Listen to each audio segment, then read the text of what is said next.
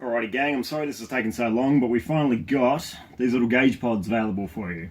So I wasn't originally going to make these for anybody, they were just mine, and it was a cool little solution as I needed to put some gauges in the dash and I wasn't using the vents anymore.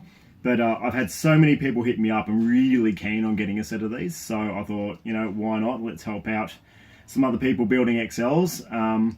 So I'm 3D printing them out of PETG, which is a really good type of plastic. It's kind of like ABS, but it's a little bit stronger. It's got a little more flexibility in it than ABS. ABS tends to crack a bit easier.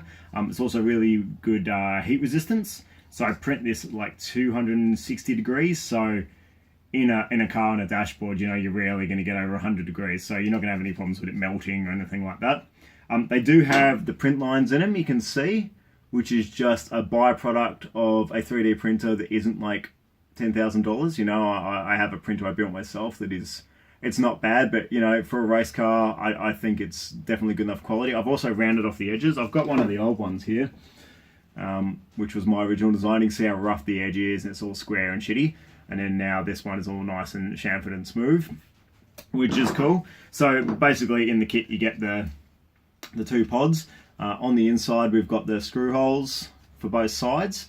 When you put them in the car side by, oh my god, in the car side by side, you see those holes are offset because it's close together. They don't actually hit each other. So you've just got the two screws.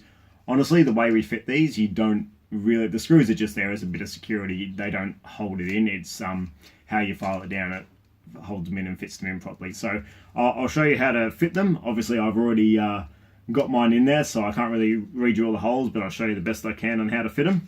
It's pretty simple, if not a bit fiddly. Okie dokie. So before we get much further, these are designed for a 76mm gauge.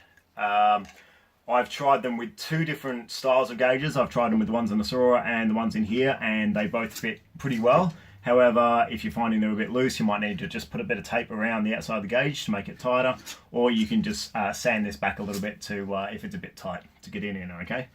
So, to fit this in, all I did was basically get a flathead screwdriver, pop the old vent out, take a bit of a lever and it comes out, and then you'll end up with a lip on the inside of both of these. It's quite a big lip, and I just used a half moon file, and you just file away that lip, and then keep test fitting, oh, wrong one, keep test fitting the gauge, keep test fitting the pod until you get a nice tight fit like that. And that sucker won't go anywhere. This one's a little loose because I actually test fitted it for the old one. But yeah, if you can get it nice and tight in there, like this one, you see this is quite firm. And then that'll fit in there really well. So that pretty much holds the gauge in, and then you just use the screws to secure it. So the best way I found for doing the screws, if you have a look on the inside of the pod, oh god, this is really hard in the dark. Wait, we can get an angle.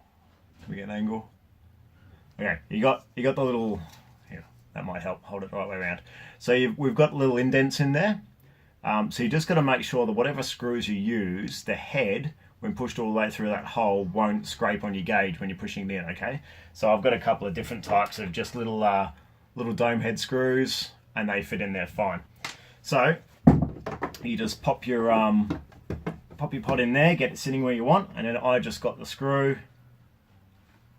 put it through there, and you just push hard, and that'll make a little notch on the inside of the housing, so you know where to drill. And then you just get a drill bit that is obviously smaller than the thread of your screw, and that's your pilot hole, okay? Once you got there, I'm going to use my old gauge because obviously these holes were designed for the old style gauge. So you pop that in, you can see how much firmer this one is. It fits in there a lot tighter. Once that's in, you can use several different things to secure this. So the options that we have are, if I can find them all. So flexi screwdriver, so a screwdriver that is flexible and then you can get into there on funky angles. That works pretty well. I originally used this, which is just a little L-shaped screwdriver, which you end up with loads of these in your toolkit from IKEA or whatever. That works well.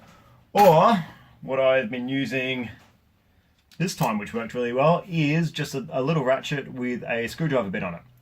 And that fits in there really great, and you can just ratchet the screw up. So basically just ratchet the screw, make sure the screw is flush so it's not going to scrape on your gauge pod, and then you can just slide your gauge in and your gauge will fit firmly. I'm not going to push it all the way in there because I've got to get it back out.